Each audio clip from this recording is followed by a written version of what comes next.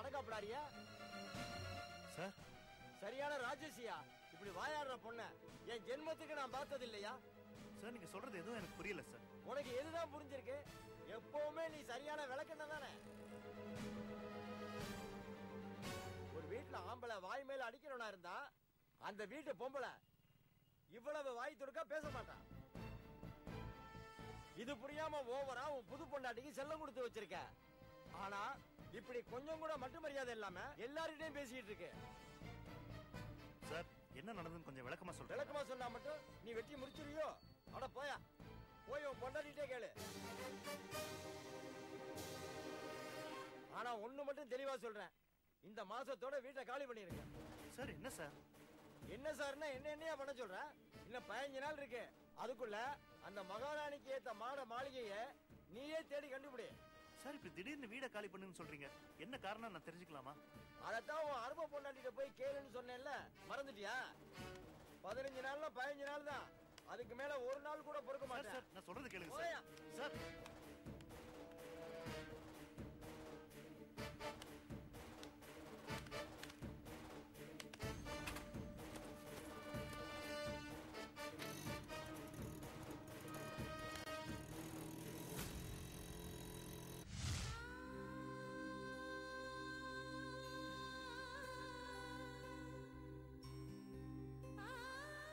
ஏப்பா அந்த சும்மா விட்டீங்க?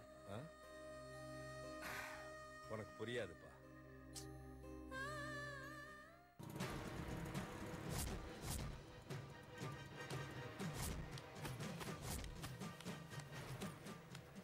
மீனாட்சி, மீனாட்சி, மீனாட்சி, மீனாட்சி, மீனாட்சி. வாங்க, கை கால் கழுவிட்டு வாங்க. அதெல்லாம் இருக்கட்டும், ஹவுஸ் ஓனர் வந்திருந்தாரா?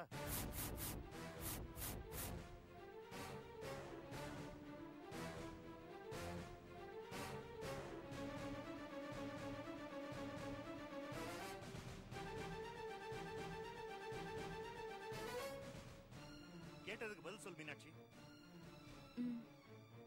அந்தால நீங்க இன்னைக்கு பாத்தீங்களா? என்ன சொன்னாரு? வீட்டை காலி பண்ண சொன்னாரு. அதானே உங்ககிட்ட வந்து சொல்லிட்டு போனாரு. என்ன நடந்துச்சு? என்ன நடந்துச்சுன்னு நான் உங்களுக்கு பொறுமையா அப்புறமா சொல்றேன். முதல்ல நீங்க கை கால் கழுவிட்டு வாங்க, சாப்பிடலாங்க. முதல்ல என்ன நடந்துச்சுன்னு எனக்கு தெரியணும். அவர் உன்னை பத்தி பயங்கரமா கோவமா பேசினாரு. அப்படி என்ன நீ அவர்கிட்ட சொன்ன? அவர் பேசுனத பத்தி விடுங்க. அவர் இந்த வீட்டுக்கு வந்து என்ன கேட்டாருன்னு தெரியுமா உங்களுக்கு? அவரெல்லாம் ஒரு மனுஷ ஜென்மமே கிடையாது. அவர் வேணா இந்த வீட்டுக்கு சொந்தக்காரனா இருக்கலாம், அதுக்காக நம்ம வீட்டு பொண்ணையே சொந்தமாக்கணும்னு நினைச்சா அது எப்படிங்க நம்மளால பொறுத்துக்க முடியும்? என்ன சொல்ற மீனாட்சி? சொந்தம் கொண்டாட நினைச்சாரா? ஆமாங்க, நம்ம வீட்டு படியேறி வந்து நட்ட நடு ஹால்ல உட்காந்துட்டு உங்க வீட்டு பொண்ணு நளினி எனக்கு கல்யாணம் பண்ணி தரீங்களான்னு கேக்குறாரு. பொண்ணு மாதிரி பார்க்க வேண்டியவள பொண்டாட்டியாக்க நினைக்கிறாரு. அதனால கொஞ்சமாவது விவஸ்தை இருக்கா? அவர் இப்படி அதிரடியா கேட்டதும் எங்களுக்கு என்ன பேசுறதுன்னே தெரியலப்பா. அப்படியே தகச்சு போய் உட்கார்ந்துட்டோம். நம்ம மீனாட்சி தான் சட்டுன்னு சுதாரிச்சுக்கிட்டு அவரை நல்லா நாக்க பிடிங்கிற மாதிரி 4 கேள்வி கேட்டுச்சு. அதனால நம்ம மீனாட்சி மேல அந்த ஆளுக்கு கோவம். அதான் உன்னை வழியில பார்த்து மீனாட்சி பத்தி இல்லாத பொல்லாதெல்லாம் கோவமா சொல்லிட்டு போயிருக்கேன். இதுல மீனாட்சி தப்பு எதுவுமே கிடையாதுடா. அவர் கேட்டதுக்கு தான் இப்ப பதில் சொன்னா. பதில் சொன்னதுல ஒண்ணும் தப்பு இல்லமா. ஆனா அது சொல்றதுக்குன்னு ஒரு முறை இருக்குல்ல. அதை விட்டுட்டு அவரை கோவப்படுத்துற மாதிரி இப்படி எல்லாம் எடுத்தறிஞ்சு பேசுறது என்ன இருந்தாலும் அவர் ஹவுஸ் ஓனர் இல்லையா? என்னன்னு பேசுற நீ? விஷயத்தை கேள்விப்பட்டதும் அந்த ஆளை 4 சாத்து கிளம்புனேன். அன்னில எந்த தகராறு வேண்டாம்னு சொல்லி நான் தடுத்துட்டேன். நீ என்னடா ரொம்ப அமைதியா அவர் ஹவுஸ் ஓனர் இல்லையா, அவர்கிட்ட பேசுறதுக்கு ஒரு முறை இல்லையான்னு ஏதோ பயந்தா கோழி மாதிரி பேசுற? ஆமாண்டா, இப்படி எல்லாரையும் அடிச்சு உதச்சு பிரச்சனை பண்ணிக்கிட்டே இரு, நல்லா உருப்பட்டுருவேன். என்னங்க பேசுறீங்க நீங்க? நீங்க பேசுறது எனக்கு ரொம்ப ஆச்சரியமா இருக்கு. இந்த விஷயத்தை நான் உங்ககிட்ட எப்படி சொல்ல போறேன்னு பயந்துட்டு இருந்தேன். விஷயம் தெரிஞ்சவன நீங்களும் ஜெயராஜ் மாதிரி அவர் அடிக்க போடுவீங்களோன்னு நிஜமாவே நான் பயந்துட்டு இருந்தேன். ஆனா நீங்க நீங்க என்னடான்னா அவருக்கு சப்போர்ட் பண்ணி பேசிட்டு இருக்கீங்க. நான் சப்போர்ட் பண்ணி எல்லாம் பேசல மீனாட்சி. அந்த ஆள் கேட்டது கூட கரெக்ட்னு சொல்லல. அதுக்காக இந்த பிரச்சனைய இந்த அளவுக்கு ஊதி பெருசாக்கி இருக்க வேண்டாம்னு தான் சொல்றேன். நீங்க இவ்வளவு தூரம் சொன்னதுக்கு அப்புறம் நான் இப்படி சொல்றேன்னு தப்பா நினைச்சுக்காதீங்க. அந்த ஆளு பேசின பேச்சுக்கு நாங்கிறதுனால தான் பொறுமையா பதில் சொல்லிட்டு இருந்தேன். வேற யாராவது இருந்தா செருப்பால் அடிச்சிருப்பாங்க. இருந்தாலும் உனக்கு அவசரம் ஜாஸ்தி மீனாட்சி. எதையும் எடுத்து ஏத்தன் கவுத்தன்னு பேசுறதும் செய்யறதும் உனக்கு எப்பவுமே வேலையா போச்சு. அன்னைக்கு அப்படிதான் கார்த்திக் ஆக்சிடென்ட் ஆகி உளுந்தூர்பேட்டை ஹாஸ்பிட்டல் இருக்காருன்னு தெரிஞ்சதும் உடனே காரை ஏற்பாடு பண்ணுங்க, உளுந்தூர்பேட்டைக்கு போயிட்டு வந்துடலாம்னு சொன்னேன். இப்ப என்னடான்னா ஹவுஸ் ஓனர் கிட்ட கோவப்பட்டு வீட்டை காலி பண்ற நிலைமைக்கு கொண்டு விட்டுட்டேன்.